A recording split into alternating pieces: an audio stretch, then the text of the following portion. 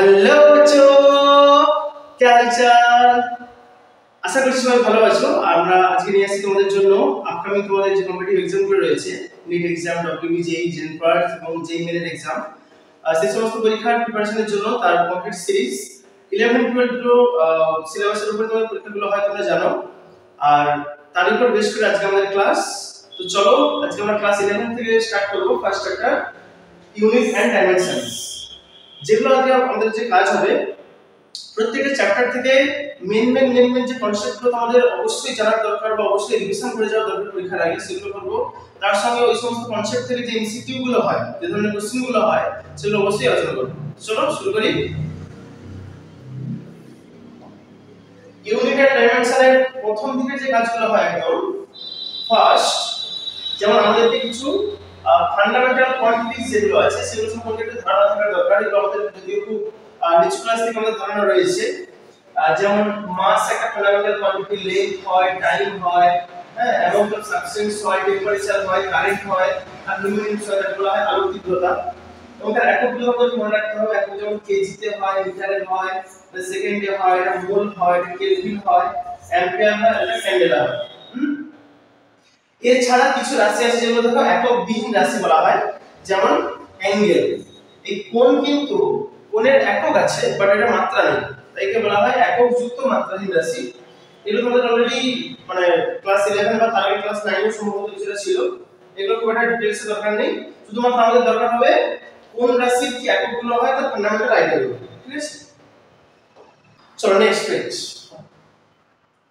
আচ্ছা, এইবার কিন্তু এইগুলো খুব ভালো করে তোমাকে মনে রাখতে হবে। এগুলো এক্সামে আসে, নিটে বিশেষ করে নিটের এক্সামে বিগত বছরগুলোতে কিন্তু এখান থেকে অনেক প্রশ্ন এসেছে। যেমন এগুলোতে তোমরা মানে সেই ডিগ্রিকে কিভাবে মিনিটে কনভার্ট করা যায়। হ্যাঁ, আমরা জানি যে 1 ডিগ্রি মানে হয় পাই বাই 180 রেডিয়ানে হয়, আর ওটা সমানে কিন্তু ধরা যায় 1 আওয়ার, মানে মিনিটে কনভার্ট করলে ওটা 60 মিনিট হয়। আচ্ছা, সবথেকে গুরুত্বপূর্ণ এই অংশের ক্ষেত্রে সিগনিফিকেন্ট ফিগার, এটাকে বাংলায় বলা হয় তাৎপর্যপূর্ণ সংখ্যা। তাৎপর্যপূর্ণ সংখ্যা অনেকে বলে সিগনিফিকেন্ট ফিগার। এগুলো রয়েছে। এর যে নিয়মগুলো ছিল, অল নন জিরো, মানে যত সংখ্যা থাকবে যেগুলো শূন্য ছাড়া অন্যান্য নাম্বার, সেগুলো কিন্তু সবসময় তাৎপর্যপূর্ণ হবে। যেমন উদাহরণগুলি ধরো একটা সংখ্যা দিচ্ছি 2 3 4 7, তাহলে এই সংখ্যাটা লেখার জন্য আমাকে কতগুলো নাম্বারে সাজিয়ে নিতে হচ্ছে? 1 2 3 4, তাহলে এই সংখ্যাটা তাৎপর্যপূর্ণ সংখ্যা হবে 4। এর কিছু রুল দেওয়া আছে। all zeros between two significant figure must be significant। এই যে নাম্বারটা দেওয়া আছে 1 0 1 0 2 0 0, এর কতগুলো তাৎপর্যপূর্ণ সংখ্যা হবে কিভাবে মাপবে? আমাদের নিয়ম হচ্ছে শেষের দিকের শূন্যগুলো তখন তাৎপর্যপূর্ণ হবে যদি ওটা দশমিকের পরে হয়। দশমিকের আগে থাকলে ওটা তাৎপর্যপূর্ণ নয়। তাহলে দশমিক তো এর পরে, মানে এর আগে দশমিক নেই, তাহলে এই দুটো শূন্যকে ধরা যাবে না। তাহলে ওটা বাদ দিয়ে আমরা আসতে হবে 1 2 3 4 5 আছে, যখন 5টাই হচ্ছে তাৎপর্যপূর্ণ সংখ্যা। এটা দেখো, না এবারে কিন্তু দশমিক আছে, তারপর শেষে শূন্য আছে, তাহলে এগুলো কিন্তু ধরতে হবে তোমাকে। তাহলে এবার শূন্য সবগুলো হবে, তাহলে 1 2 3 4 5 6 7, 1 2 3 4 5 ছটা হচ্ছে। ছটা হবে। অর্থাৎ লাস্টের শূন্য ধরার নিয়ম হচ্ছে যে দশমিকের পরে থাকে এবং শেষে থাকে তবে ধরা যাবে, না হলে ধরা যাবে না। কিন্তু মাঝের যে শূন্যগুলো হয়, যেমন ধরো এখানে 1 আছে, এখানে 1 আছে, তার মাঝে এই যে শূন্যগুলো আছে, মাঝের শূন্যটা আমাদের ধরতেই হবে, দশমিক থাক আর না থাক। আচ্ছা, এটা বলে তো আরো সহজ কিছুই ব্যাপার না। 1 2 3 4 5টা হয়ে যাবে, একটা সিঙ্গেল থাকলে তো একটাই হবে। এইবারে কি হবে যদি পাওয়ারে কিছু সংখ্যা দেওয়া থাকে 10 টু দি পাওয়ার, ধরো আছে 1 0 1.00 × 6, মনে রাখবে এই পার্টটার কোনো কাজ নেই, তাৎপর্যপূর্ণ সংখ্যার কাছে। তাহলে দশমিকের পর একবার দুবার হচ্ছে, আর একটা একে বলে তিনটে হবে, হলো। এর তো দেখো, হ্যাঁ এবার বলি সামনের শূন্য থাকলে ধরবে কি ধরবে না? সামনের শূন্য কখনোই তাৎপর্যপূর্ণ হয় না, সে দশমিক থাকুক আর না থাকুক। ঠিক আছে, উভয় তবে বাদ দিয়ে বাকিগুলো সব বলতে পারবো। দশমিকের পর কিন্তু শূন্য আছে, তাহলে একটা দুটো তিনটে চারটে পাঁচটা ছটা সাতটা। এই রুলটা খুব দরকার, মাঝে মাঝে একটা দুটো কোশ্চেন এখান থেকে আসে। চলো নেক্সট পেজে যাই।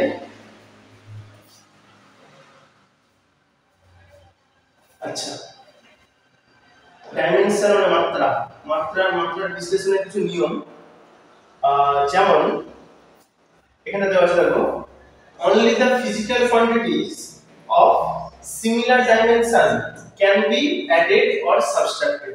মানে তুমি ধরো কোনো একটা সমীকরণ লিখছো এইভাবে, u সমান v মাইনাস 80, এটা কোন সমীকরণ, ঠিক আছে? এই সমীকরণটাকে বলছে ঠিক হতে গেলে মাত্রা বিশ্লেষণের সাহায্যে, তাহলে অবশ্যই তাকে এইটার মাত্রা যা হবে এইটার মাত্রাও তা হতে হবে, এইটার মাত্রাও তা হতে হবে। অর্থাৎ এখানে যোগ থাক বিয়োগ থাক যাই থাক, এইটার মাত্রা যদি একই হয় তবেই করা যায়, নাহলে হবে না। আর কি আছে, dimensions of angle or triangle function will always হবে, মানে যেগুলো মাত্রাহীন রাশি হয়, মাত্রাহীন রাশি হলে কিভাবে লিখতে হয়, m0 l0 t0 বরাবর নিয়ম। আচ্ছা, এর एग्जांपल দিচ্ছি, যেমন a ± b সমান c। তাহলে এখানে কি নিয়মটা বললাম, এর মাত্রা যা হবে b এর মাত্রা তা হবে, এদিকে c এর মাত্রা তা হবে। আচ্ছা চলো, এগুলো আর কিছু বিশেষ বলার নেই।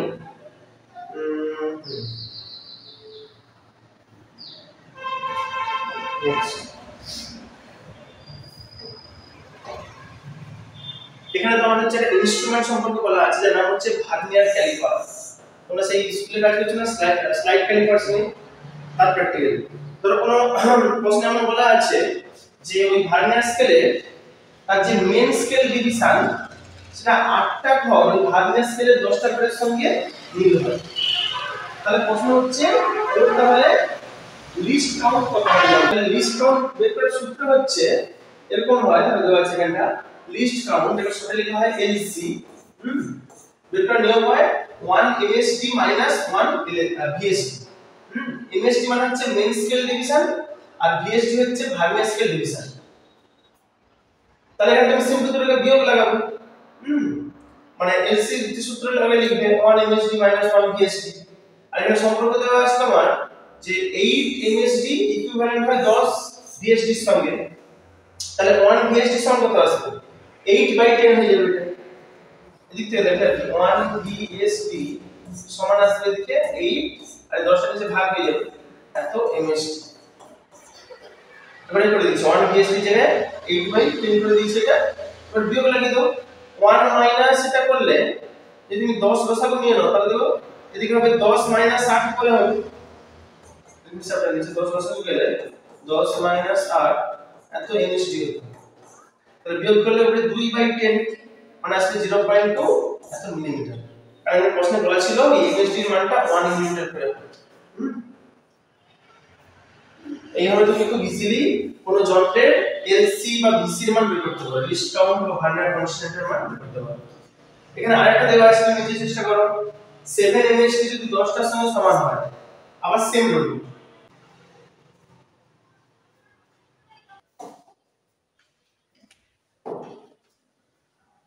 আচ্ছা, এইগুলো হচ্ছে মাত্রা বিশ্লেষণ থেকে পড়ে নিটের এক্সামে বা আমাদের জেন পাচ্ছে মাঝে মাঝে পড়ে। এক্সামটা কিরকম, মানে তোমাকে বলবে যে ভর মানে মাসকে আমরা এম দিয়ে লিখি, হ্যাঁ, এম এর মাত্রা বের করো এই এফ ভি টি আকারে।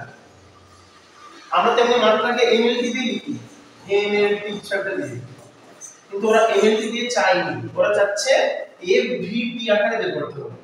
তাহলে লেখার নিয়ম এরকম, যার মাত্রা বের করতে বলছে সেটা লিখবে সমানুপাতিক দিয়ে ওই টার্মগুলো দিয়ে পাওয়ারে যেগুলো কনস্ট্যান্ট ধরে নেবে। এটা যেমন হচ্ছে কিউ বি সি, তুমি চাইলে ধরতে পারো এক্স ওয়াই জেড, তাও হবে, যেগুলো কনস্ট্যান্ট ধরে নেবে, ঠিক আছে? ধরে নিয়ে তার পরের লাইনে তোমাকে সবগুলোর মাত্রা লিখতে হবে। তাহলে ভরের মাত্রা আমি এম হয়, মানে এম এর রাখছি, থার্ড ব্র্যাকেট দিতে পারো। আচ্ছা, বল মানে এফ, বলের মাত্রা এটা হয় mlt - 2, শুধু পাওয়ার একটা কিউ ছিল বলে পাওয়ারে কিউ রাখছে, কিউ এটাকে এ দিতে পারো, এ, ঠিক আছে, কিউ মতো লাগছে, এটা আসলে এ দিচ্ছে, এ বি সি লিখছে, এটা কনস্ট্যান্ট। আচ্ছা, আর এটা ভি ভি মানে বেগ, বেগের মাত্রা হয় lt - 1 পরে যেমন b আছে d থাকবে, আর টাইমের মাত্রা t হয় পরে c আছে। নেক্সট টাইমে তোমার কাজ কি হবে, সব m গুলোকে একসঙ্গে রাখবো, l গুলোকে একসঙ্গে করব, t গুলোকে একসঙ্গে করব। তাহলে m দেখো একটাই আছে এখানে একটা, তাহলে m এর পাওয়ারে a আছে মানে m এর পাওয়ারে a হচ্ছে এটা। l দেখো এখানে একটা আছে, এখানে একটা আর দুটো আছে, তাহলে l এখানে পাওয়ারে তোমার a, এখানে পাওয়ারে b, মানে পাওয়ার a প্লাস b হয়ে যাবে সবটা। আর t টা দেখো, t টা এখানে আছে, এখানে সবগুলো আছে, এখানে তোমার -2 * a মানে -2a হবে, এখানটা -1 * b মানে -b হবে, আর এমনি c প্লাস c। এদিকটা দেখো, এটা শুধু m ছাড়া কিছু নেই, এদিকটা ধরে নিচ্ছি l0 t0 হবে না। এবার তোমার কাজ হবে শুধু m এর পাওয়ারের সঙ্গে n এর পাওয়ারটা কম্পেয়ার করো। তাহলে দেখো l মানটা হচ্ছে 1, তাহলে দেখো l এর পাওয়ারের দিকে 0 আর এদিকে আছে a প্লাস b, তাহলে পাবে a প্লাস b সমান 0, তাহলে এর মানটা যদি 1 বসিয়ে দাও তাহলে b মান হবে -1 এখান থেকে, এখানে তুমি b মান পাবে -1 -1। আচ্ছা নেক্সট, এবার যদি t এর পাওয়ারটা দেখো, এর পাওয়ারে 0 আছে এদিকে আর এর পাওয়ার আছে এইটা পুরোটা, তাহলে পুরোটা সমান 0 হবে। পরে তুমি এবার a আর b এর মানটাকে বসিয়ে দাও, তাহলে বসিয়ে হিসাব করলে কত আসে, এর মানটা কত ছিল, এর মানটা 1, তাহলে -2 আর b এর মান হচ্ছে -1, ওটা +1 হয়ে যাবে নাকি, -b ছিল +1 হয়ে যাবে, প্লাস c সমান 0, এর হিসাব করলে -1 মানে c এর মানটা দেখো 1 আসছে, c এর মানটা 1 আসছে। তাহলে উত্তর কি হবে, উত্তর এখানে কিন্তু লেখা নেই, তাহলে উত্তর কিভাবে হবে, এই যে প্রথমে ধরছিলে এইটা লিখে শুধু পাওয়ারে a b c এর মানটা বসিয়ে দিতে হবে। তাহলে m এর মাত্রা আসবে এরকম, f to the power a ছিল, এর মানটা 1 মানে f এর পাওয়ারে 1, v এর পাওয়ারে b, b মানে তোমার হচ্ছে -1, আর t আছে, t এর পাওয়ারে তোমার c, c মানে 1, এই মাত্রাটা। অপশন দেখো, চারটা অপশনের মধ্যে একটা অপশন যেভাবে আছে চুজ করে নিতে হবে। ভালো কাজ।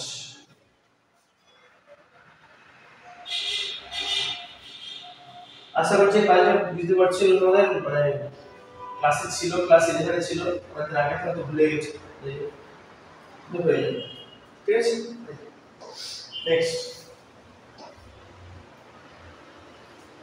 এটা আরেকটা দেওয়া আছে সেম কাজ, একটু নিচে ট্রাই করে দেখতে পারো কিনা। এখানে চাইছে ক্রিটিক্যাল ভেলোসিটি, সে ক্রিটিক্যাল হবে না, যাই হোক ভেলোসিটি মানে ভেলোসিটি বেগ, তাহলে বেগের মাত্রা যা হয় লিখবে। এদিকে ইটা আছে, ইটা হচ্ছে সান্দ্রতাঙ্ক, এই সান্দ্রতাঙ্কের মাত্রাটা একটু মনে রাখবে, এটা হয় m l - 1 t - 1। আর এটা তোমার রো আছে, রো মানে হচ্ছে ঘনত্ব বোঝায়, এটা ছিল রো, হ্যাঁ রো হচ্ছে ঘনত্ব বোঝায়, তার মাত্রা হয় m l - 3, হ্যাঁ। আর এটা তো r আছে ব্যাসার্ধ, আর এর মাত্রা l হচ্ছে দৈর্ঘ্য বোঝায়। বাকি সব নিয়ম সেম, নিজে ট্রাই করে করতে পারবে, জাস্ট সিম্পল ক্যালকুলেশন করতে হবে। মাত্রা বিশ্লেষণের সাহায্যে ওই নতুন ভাবে মাত্রা প্রকাশ করাটা মোটামুটি আমাদের হয়ে গেল। নেক্সট যেটা আমাদের আলোচনার বিষয় হবে, যদি কোনো তোমাকে কোনো সমীকরণ দেওয়া থাকে, ধরো আছে v সমান 80,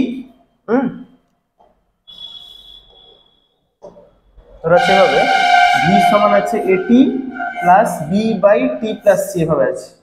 এবার বলছে এখানে এই a b আর এখানে c, এই তিনটে রাশি আছে, তোমাকে মাত্রা বের করতে বলছে। a b c এর মাত্রা কত কত করে হবে, a b c, এগুলো কিভাবে বের করবে। দেখো আমরা আজকে প্রথমেই আলোচনায় বলছিলাম যে কোনো একটা সমীকরণ লেখা আছে মানে যার যার সঙ্গে যোগ বিয়োগ হচ্ছে, যার সঙ্গে সমানে আছে, তাদের প্রত্যেকের মাত্রা একই হতে হবে। তাহলে এখানে ভির মাত্রা যা হবে, এখানে এটি দুজনে মিলিয়ে মাত্রা একই হতে হবে, আবার এই পুরোটা মিলেও মাত্রা একই হতে হবে ভির সঙ্গে। আবার দেখো এই রাশিমালাটার নিচে কি আছে, টি প্লাস সি আছে, এটা তাহলে টি প্লাস সি মানে মাত্রা যা হবে এখানে সির মাত্রাও তা হতে হবে, তাহলে তো যোগ করা যাবে না। তাহলে তুমি সির মাত্রা থেকে খুব সহজে পেয়ে যাবে, সির মাত্রা হবে টির মাত্রা যেটা ওটাই, মানে এইটা, এখান থেকে সির মাত্রা তুমি পাবে, টির মাত্রা তো টি হয়, তাহলে ক্যাপিটাল টি হবে সির মাত্রা, হয়ে গেল। এবারে চেক করো এইটা কি হবে, দেখো মাত্রা কত ভাবে আমি লিখতে পারি, ভি সমান হবে এটি, মানে ভির মাত্রা যা এটির মাত্রা তা, মাত্রাগত ভাবে একই হবে। তাহলে ভি সমান যদি এটি হয় তাহলে এ সমান কত আসবে, ভি বাই টি আসবে। ভির মাত্রাটা বসিয়ে দাও, ভির মাত্রা বেগের মাত্রা যেটা হয়, বেগের মাত্রা হয় এল টি মাইনাস ওয়ান, আর নিচে টির মাত্রা টি হয়, তাহলে এটিটা উপরে উঠলে মাইনাস টু হয়ে যাবে, ওটা মানে এল টি মাইনাস টু হবে, এটা হবে এর মাত্রা। তাহলে আমাদের এ হলো সি হয়ে গেল, এখন বিটা বাকি আছে। বির মাত্রা কিভাবে বের করবে, দেখো এই যে ব্যাপারটা আছে, ভি সমান আছে বি বাই নিচে এটা টাইমের মাত্রা। মনে রাখবে মাত্রা বিশ্লেষণের ক্ষেত্রে মাত্রা কখনো যোগে বা বিয়োগে চেঞ্জ হয় না। কি বলছি, ধর এখানে টি প্লাস টি আছে মানে ওভারঅল কিন্তু এরা দুজনের টাইমই আছে, সময়ই আছে। তাহলে তুমি এটা লিখতে পারো ভি সমান বি বাই সময়, দুজনে মিলে তো আলটিমেট সময়কেই বোঝাচ্ছে না, এইভাবে লিখবে। তাহলে এটা এখানটা করে দিই, ভি সমান পাবে তুমি বি বাই নিচে একটা টাইম আছে যে কোনো, তাহলে এখান থেকে বি সমান তুমি পাবে V into T, V into T. তাহলে ভির মাত্রা বসাও এল টি মাইনাস ওয়ান, আর টির মাত্রা তো টি হয়, টি কেটে যাবে, থাকবে শুধু এল, এটাই হবে ভির মাত্রা। বুঝতে পারছো কি, এইভাবে তুমি যে কোনো, দেখো বীর মাত্রা হচ্ছে এইটা, বীর মাত্রা এটা, এটা এর মাত্রা ছিল, আর এটা সির মাত্রা, এবিসি দুটাই তিনটাই হয়ে গেল। এই হচ্ছে প্রসেস। যদি এটা সবাইকার মোটামুটি ঠিকঠাক বোঝা হয়ে যায়, এগুলো জাস্ট আমাদের রিভিশন হচ্ছে, তোমাদের এগুলো নতুন তো নয়, একদম সিমিলার টাইম একটা কাজ দিচ্ছে, তাহলে আপনি করে দেখো সেম টাইম, এই মাত্রা মিলিমিলি করতে হবে, ঠিক আছে। এটা করে দেখি, এখানে দেওয়া আছে P plus A by V square, আর এখানে আছে B into del T by V, এটা ভি, ঠিক আছে। প্রশ্ন হচ্ছে এ আর বির তোমাকে মাত্রা বের করতে হবে, এখানে এ এবং বি।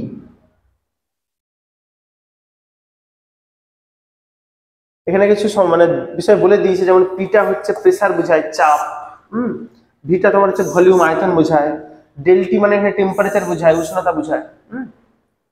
এগুলোকে মাথায় রেখে করতে হবে। কোশ্চেন এখানে এ আর বি এর মাত্রা নির্ণয় করো।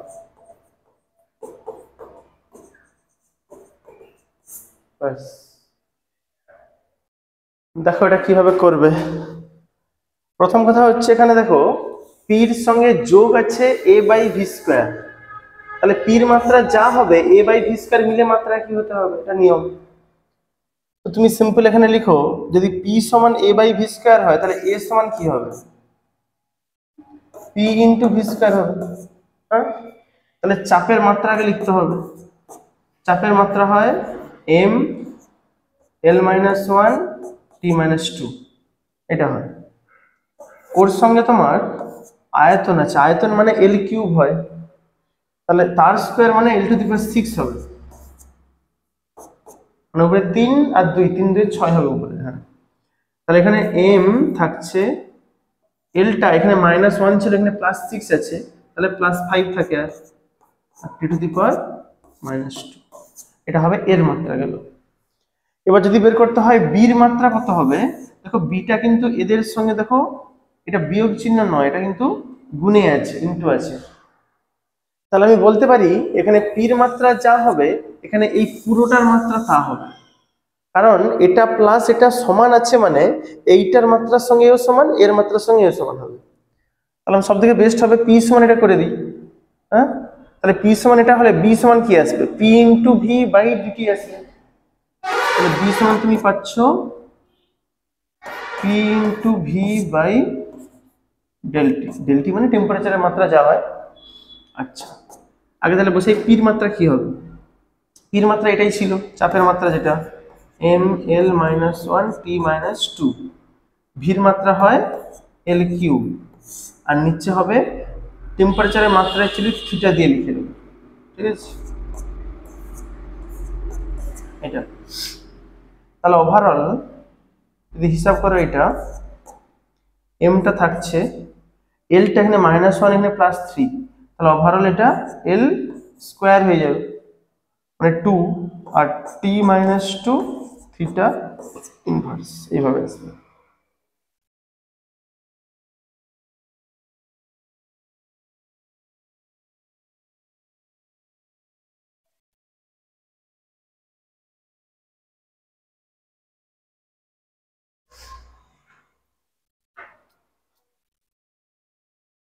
আশা করি বুঝতে পারছো।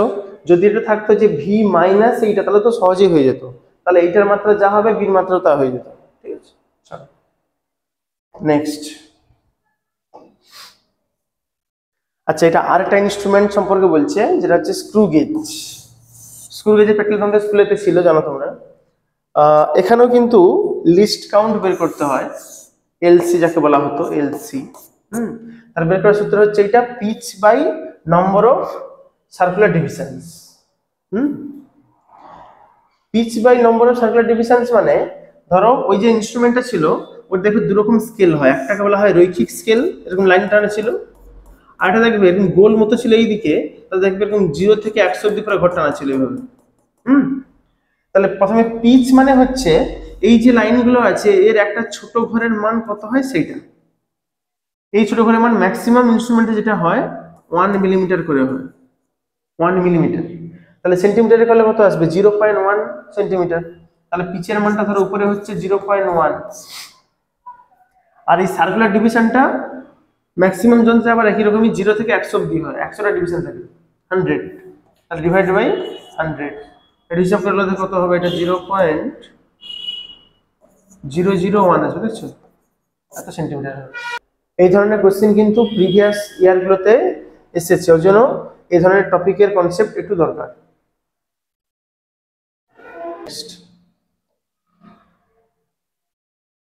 এবার হচ্ছে ত্রুটি ক্যালকুলেশন, যাকে বলা হয় এরর মেজারমেন্ট বা এরর অ্যান্ড ইটস অ্যানালাইসিস। এখানে মানে 3 ধরনের এরর সম্পর্কে বলা হয়েছে। একটা হয় অ্যাবসলিউট এরর, একটা হয় রিলেটিভ এরর, একটা হয় পার্সেন্টেজ এরর।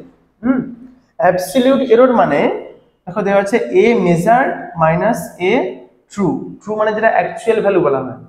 মানে ধরো তুমি একটা কোনো রডের ধরো দৈর্ঘ্য মাপবে, রড হোক কি যে কোনো একটা বস্তু ধরো দৈর্ঘ্য মাপবে, তুমি যখন স্কেল দিয়ে মাপতিছ সেই মেজারমেন্টের একটা ভ্যালু বেরায়, আর দেখবে ওই যন্ত্রের অ্যাকুরেট একটা ভ্যালু, সেটা হচ্ছে প্র্যাকটিক্যাল ছাড়া এমনি আগে থেকে দেখবে ওর গায়ে লেখা থাকে। তাহলে সেটা হচ্ছে তোমার ট্রু ভ্যালু বা অ্যাকুরেট ভ্যালু। তবে ট্রু ভ্যালু সম্পর্কে এখানে একটা লাইন বলা আছে, if one true value is not given and n number of measurement is provided, calculate their mean and take it as the true value। মানে আমরা কিভাবে হচ্ছে একটা ইনস্ট্রুমেন্টের ট্রু ভ্যালু বের করতে পারি।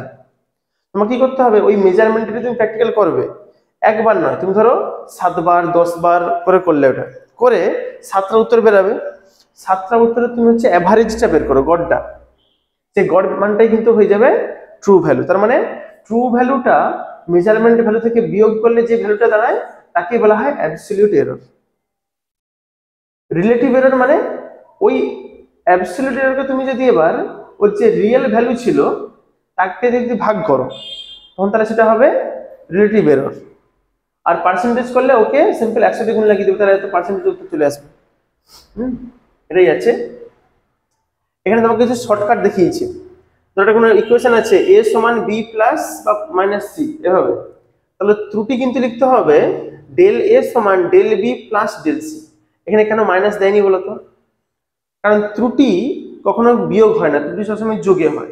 এমনি ইকুয়েশনে প্লাস মাইনাস থাকতে পারে, কিন্তু ত্রুটি লেখার সময় কখনো এখানে মাইনাস আসবেই না, সবসময় প্লাস থাকে অলওয়েজ। গুণের ক্ষেত্রে দেখো কিছু নিয়ম দিয়েছি এখানে, যেমন যদি থাকে a সমান b ইন্টু c, তাহলে এর ত্রুটি বেরাবে এভাবে del a by a, B ত্রুটি বেরাবে del b by b, plus c থাকলে ডেল c বাই c। এমনকি যদি ভাগেও থাকে a সমান ধরো আছে b বাই c, ওই সেম নিয়ম আসবে, মানে নিচে আছে মানে ভাববে না যে বিয়োগ হবে, যোগই হবে সব। তাহলে ডেল a বাই a সমান del b by b plus del c by c। এখানে আরেকটা স্ট্যান্ডার্ড ফর্ম দিয়েছে, দেখুন এরকম থাকে, ধরো ভাগে আছে প্লাস নিচে আবার যোগ আছে, a সমান b by c plus d। এই শর্টকাট ফর্মুলা দেওয়া হয়েছে যাতে তোমরা ডাইরেক্ট অ্যাপ্লাই করতে পারো এক্সামের সময়, এই জন্য সময় বাঁচবে, উত্তর ঠিকঠাক বেরোবে। a থাকলে লিখবে তুমি del a by a, b কে লিখবে ডেল b বাই b, হয়ে গেল।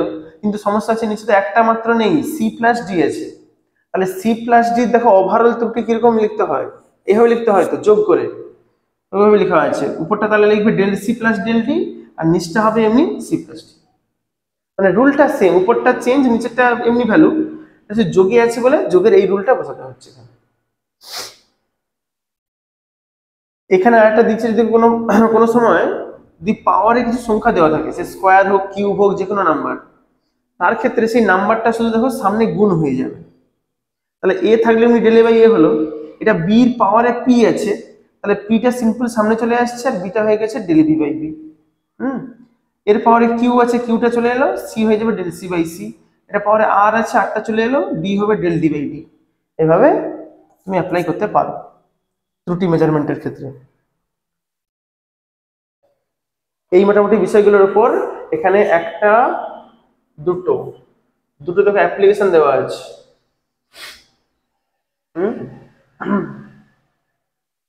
আরেকটা তিনটা আছে, তিনটা ম্যাথ দেওয়া আছে অ্যাপ্লাই করার জন্য। যেমন একটা আছে, বলা আছে একটা ধরো কোনো সে মানে গোলক হতে পারে কি যে কোনো ঘনক হতে পারে যে কোনো, তার যদি রেডিয়াসের ত্রুটি হয় 2%, তাহলে তার ভলিউমের ত্রুটি কত পার্সেন্ট হবে। তাহলে ভলিউমে তোমাকে আগে সূত্র লিখতে হবে। এখানে লেখা আছে দেখো volume proportional to R cube, কারণ আমরা জানি ভলিউমের সূত্র কি হয়, ভি সমান হয় 4/3 পাই আর কিউবই হয়তো। তাহলে আর কিউবের সঙ্গে ভি হয় সমানুপাতিক, তাহলে লেখা আছে তাহলে V proportional to R cube. এবার নিয়ম হচ্ছে পাওয়ারের সংখ্যাটা সামনে গুণ হয়ে যায়, তাহলে পাওয়ারটা সামনে চলে এলো, আরটা হয়ে যাবে এমনি ডেল আর, বা কেউ লিখতে পারে ডেল আর বাই আর, তোমার সমস্যা নেই। সেটা দেখো মান দেওয়া আছে আগে 2%, তাহলে 3 × 2% করলে মোট হবে অ্যান্সার 6%। কত ইজি।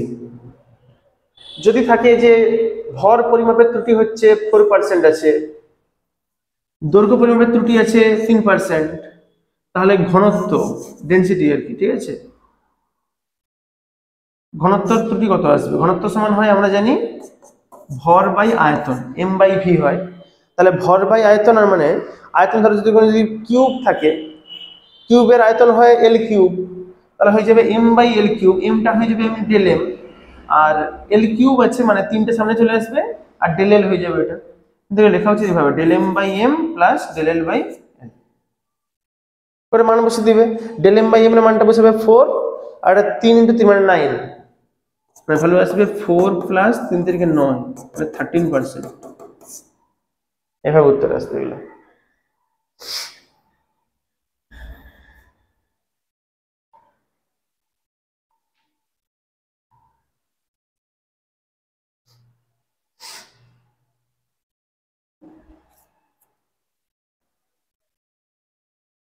যেমন এখানে একটা সমীকরণ দেওয়া আছে, পি সমান হচ্ছে এ কিউ বি স্কোয়ার নিচে সিডি দিয়ে বলছে পি শতকরা ত্রুটি নির্ণয় করো।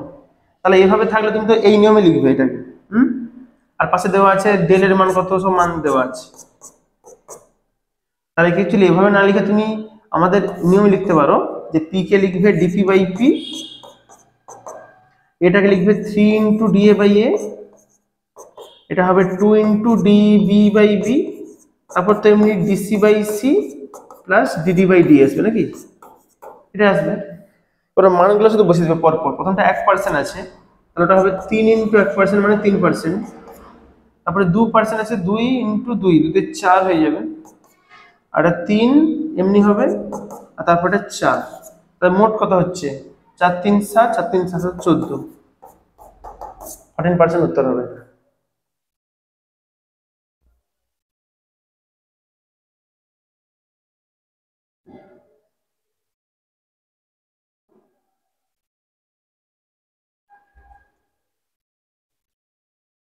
আশা করছি এগুলোতে কোনো সমস্যা নেই তোমাদের।